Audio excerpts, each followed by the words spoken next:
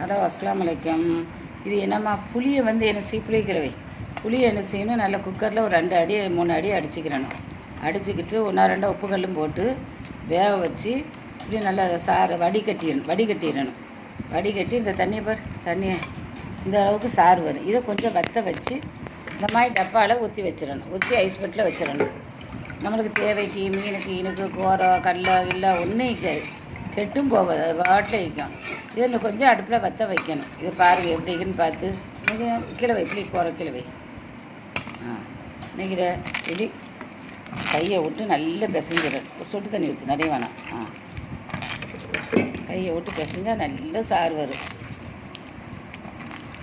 அது குறைக்கல போட்ட வேண்டியதான்.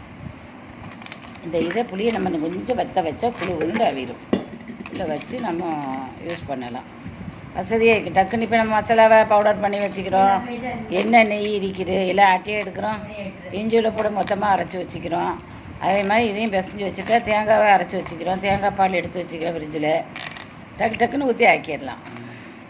வேலை முடிஞ்சிடும். இல்லாட்டா புளி கோரு கறந்து வெங்காயத்தை நிறைய 2 கிலோ 3 கிலோண்டு வெட்டி வச்சுக்கிறோம். ஒன்று நேரத்தில் அதை வெட்டிக்கிறோம். அப்புறமா அடுப்பங்கல்ல பூந்தோடனே 10 நிமிஷம் வேலை முடிஞ்சிடும். சமையல் வேலை. சுட்டு போல தண்ணி ஊற்று. நிறைய கோர் வந்துட்டு இனிமேல் இது கொஞ்சம் நேரம் வற்ற வைக்கணும். புளிப்பெலாம் நல்லா நல்லா புளிய சக்கையாக வரும். எங்கள் வெளியில் போடாத புளி கொஞ்சம் திங்கத்தான். ஆமாம், புளியை பசிஞ்சா மாவு கண்ட போதும், கொஞ்சம் போதும். போதும், சரி. எடுத்துரு, வடியை எடுத்துரு, அதில் வை. இதை வற்ற வைக்கணும். தண்ணியில் யூடியூப் ஆக்கிறதுனால வேகமாக வேலை பார்க்கணுமா வைக்கிறேன். அதை பார்க்குறவளுக்கு போர் அடிச்சிடும். இதை அடுப்பங்கரையில் வச்சு புளிகிறேன். வரேன்.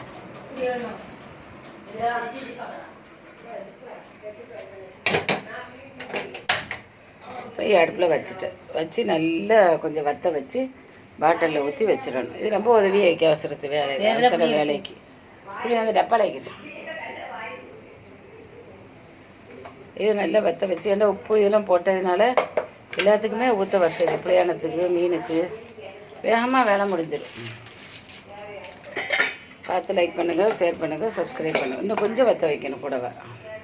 அஸ்ஸலாமு அலைக்கும். யூடியூப் ஆகிடுச்சுன்னா படக்குன்னு ஆஃப் பண்ண வைக்கிறேன்.